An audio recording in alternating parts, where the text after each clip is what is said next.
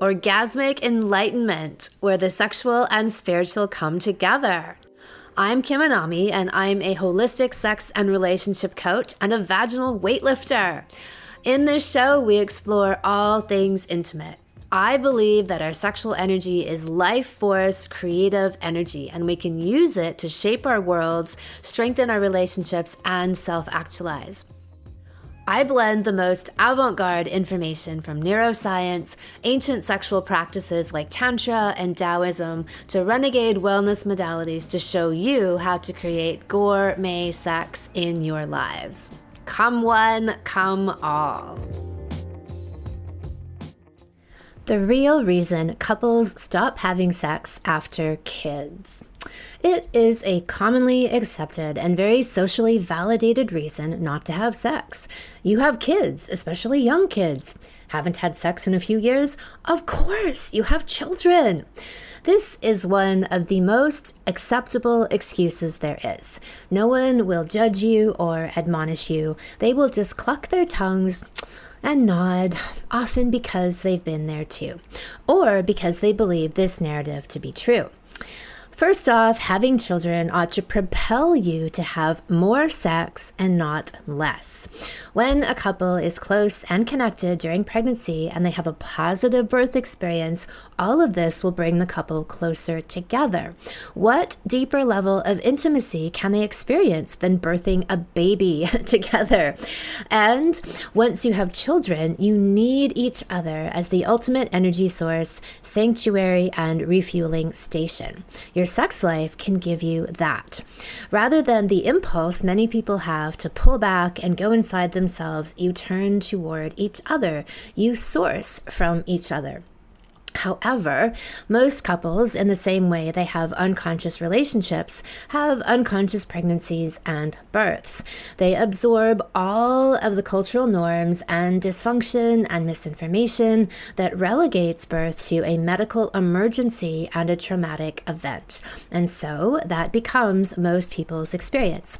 All of the programming we take in from movies and television of women screaming at the tops of their lungs in the most excruciating pain of their lives, and then a masked, gloved man struts in to save her and pull or cut her baby out of her.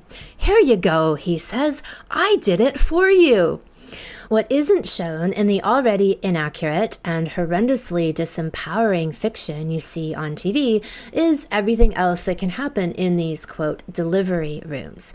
Women get poked, prodded, cut, drugged, and subjugated.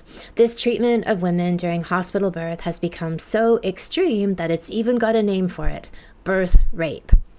Women will flat out refuse certain interventions, and they're done to them anyway. Women are pressured, bullied, and threatened to have any number of drugs and cuts made upon them, all in the name of a doctor getting home in time for his or her golf game. Gotta get this thing going. I would assert that nearly every woman who gives birth in a hospital is going to have some kind of birth trauma. Some may be minor and others extreme. It's so rampant and so severe that I believe that this is the main cause of postpartum depression, meaning what is labeled as postpartum depression and chalked up as some kind of normal occurrence after birth is actually PTSD. A couple stumbles out of the hospital, generally in shock from the shit show that has happened to them and will likely scar them for life, and especially her, and then they are placated with, "Be grateful, you have a healthy baby, you're okay, your baby's alive."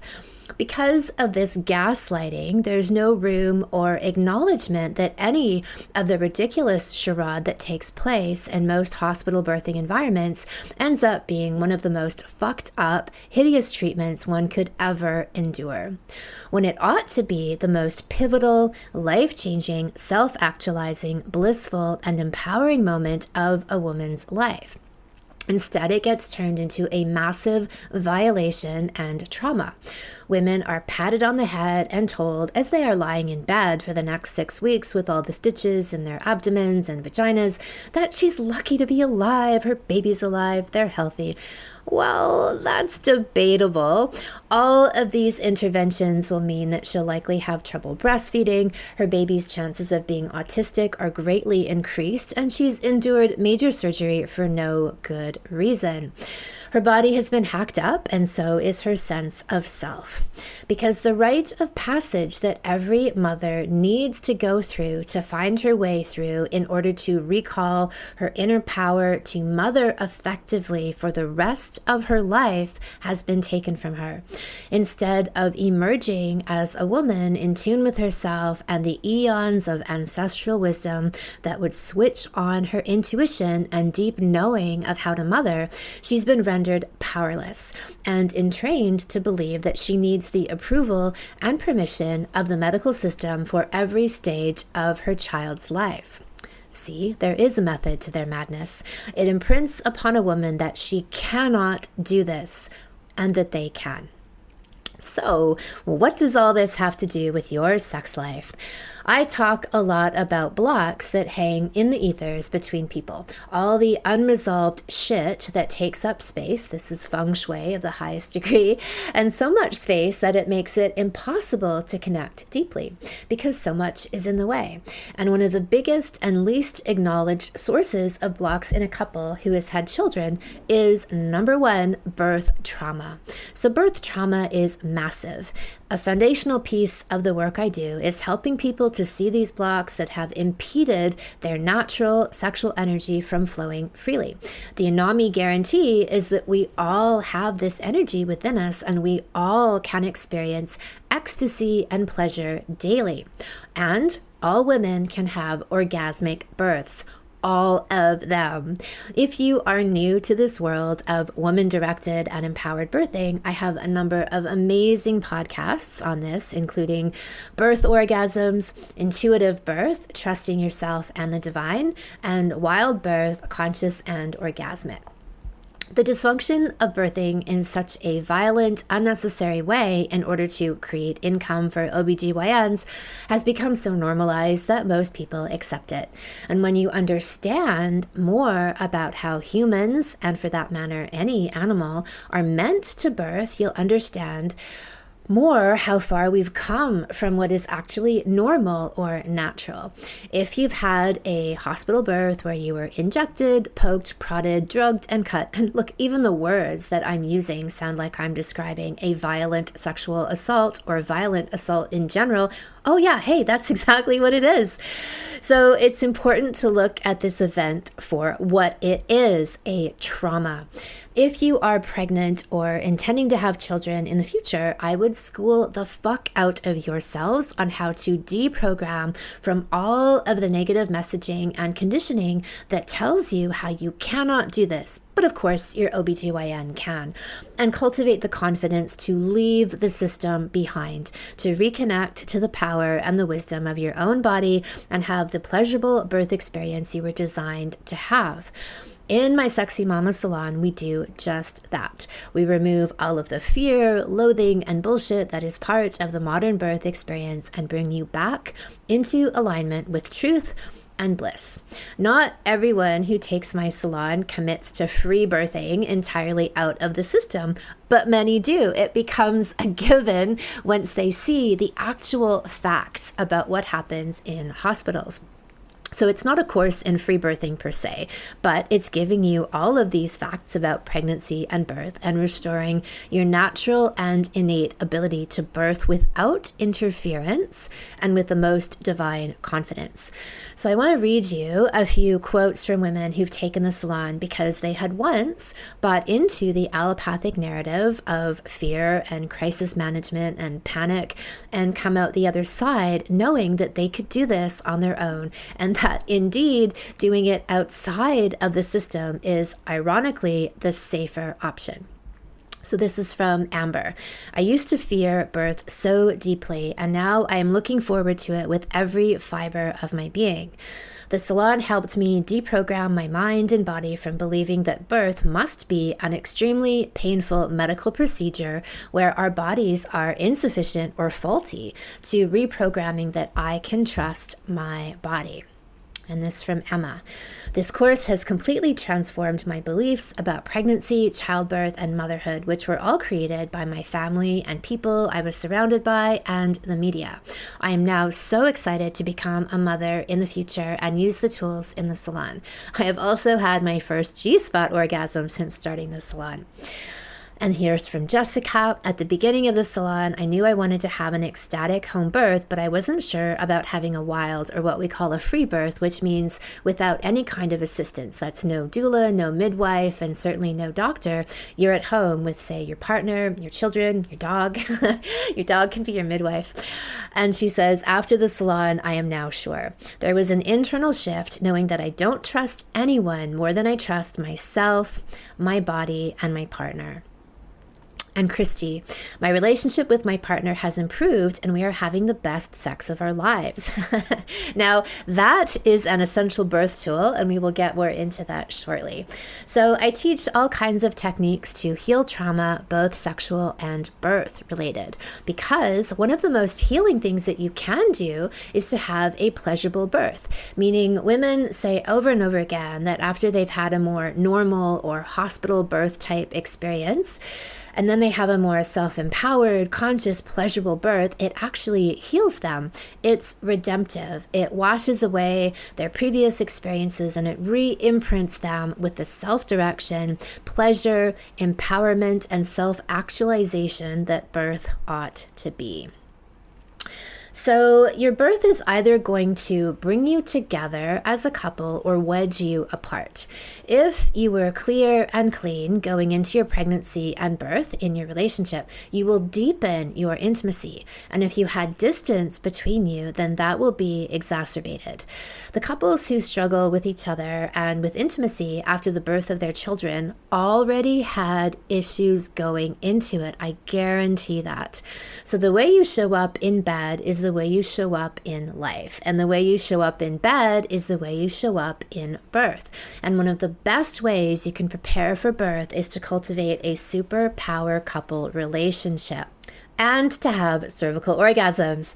The cervical orgasms are a natural product of having the superpower couple gourmet sex relationship, where you are so deeply connected on all levels, emotional, mental, spiritual, and sexual, that you are united to create a solid container to hold this new energy that is essentially the alchemical creation of the two of you and bring it into the world. But if your connection together is shaky, then your container is shaky and it's leaky. Your alchemy is wishy-washy. So the creative process, the birthing, and the symbolism of the union of the two of you is uncommitted, just as you are to each other. And you might think you're committed the way most people don't know what they don't know about the power of their intimate connection and what that's actually meant to do in their lives, which is to fuel every part of their existence. Doesn't it make sense that if the two of you are shaky in some way, that the representation of your union, as in your child, and the birthing of it would be as well? So the most important work you can do in your birth prep is to elevate your relationship to being conscious and super powered. Hunt your demons, clear your blocks, and heal your shit, both individually and the collective of your relationship. And that is what is going to open the channel for the most clear, clean, and flowing energy to come through, because you've already set the stage for that. So I teach this relationship clearing and building in all of my salons, including Sexy Mama. And the next really important factor that I think a lot of people don't consider is the role of the father. In a regular hospital birth, not only does the mother's power get outsourced, but so does the father's. Instead of him being the rock that she can lean into, and quite frankly, to fuck her into openness. I've done a lot of talk about the role of sexual openness, and people have talked about this for years now. The role of sex and intimacy in opening a woman up in birth, right? So making love during your after birth experience is one of the most powerful and helpful things that you can do. So that is the role of the man. And then in a hospital situation, another man is taking that role, meaning he is shoving his hands up the woman's vagina, penetrating. And look, there can be women doing this. So I've said men a number of times, but obviously there are just as psycho female OBGYNs as there are male ones who get into this whole perversion as well. But they're penetrating her repeatedly in front of the father, no less, while he stands there like a very good cuckold and takes it. I cannot think of a more demeaning and disempowering experience for a man than watching his woman get sexually abused, assaulted, raped, and violently mutilated, as is the standard procedure in a regular hospital birth. So, do you think I'm exaggerating when I use these words? I'm not.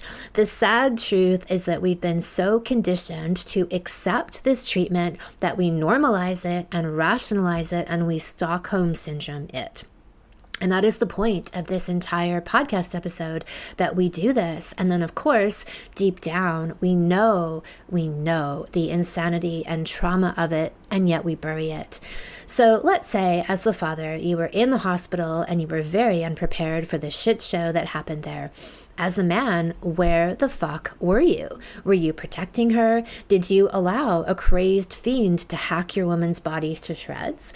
Did you submit to some psycho asshole's authority and stand by passively while your woman got raped and mutilated?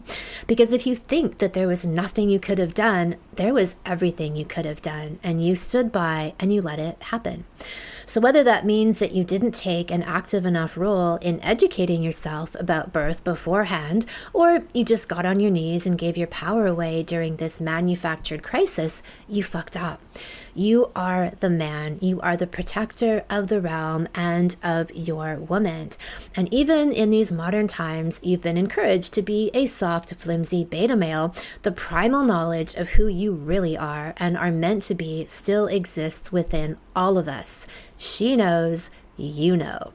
There's guilt, pain, immense regret, powerlessness, impotency. It may be unconscious, but it'll be there. How can it not be?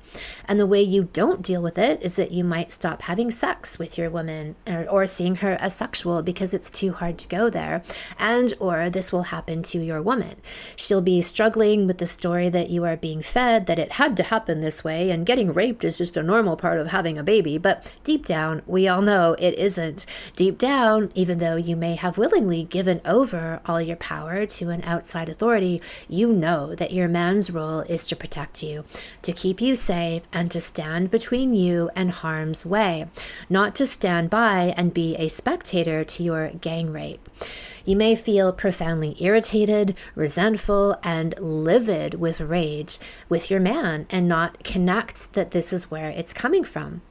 And this event can also spark a change in your polarity. If he's abdicated his manhood here, then you will likely, as the woman, take on the more masculine, directive role in the relationship because you've just been shown that he can't. And as a man, sitting in your shame at having let your woman down will possibly back into a corner and stay there, taking on a more feminine, submissive energy. All of which exacerbates these issues and diminishes the sexual charge between a couple. I like to throw a caveat into these discussions to say that if you had a traumatic hospital-style birth, number one, no, it was likely not to save your child's life. That is the lie that they tell you and statistically has been proven to be so.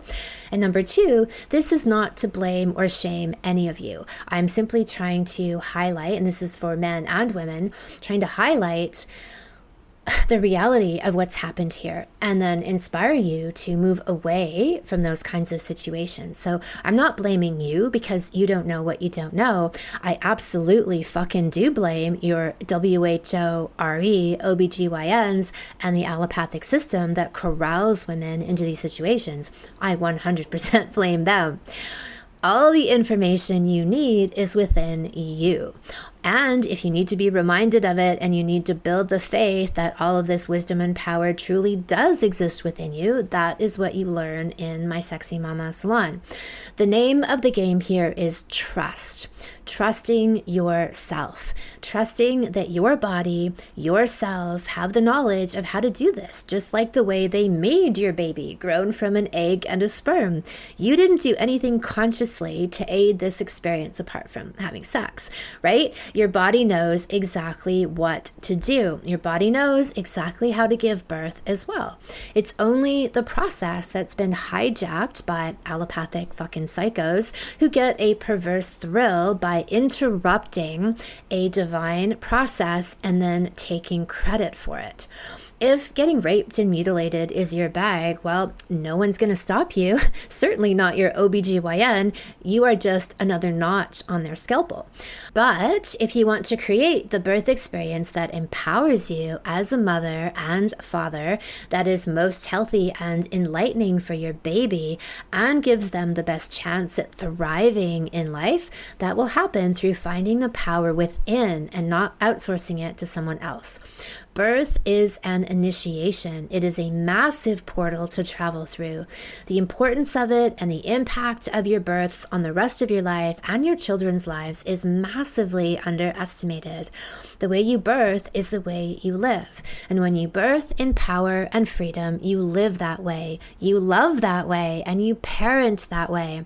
When you birth in shackles, and that is metaphorical and literal because women get strapped down in hospitals, that imprinting stays with you for life of being a slave who needs the approval of others to live and to create anything in your life. There is another way, and the roadmap is all inside you.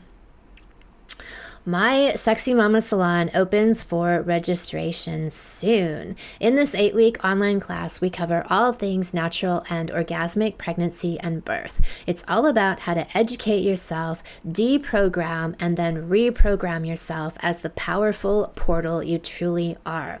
We cover everything from conscious conception, healing and activating your relationship and sexuality as the ultimate birth container, blissful pregnancy, birth orgasms, breastfeeding, and early childhood education.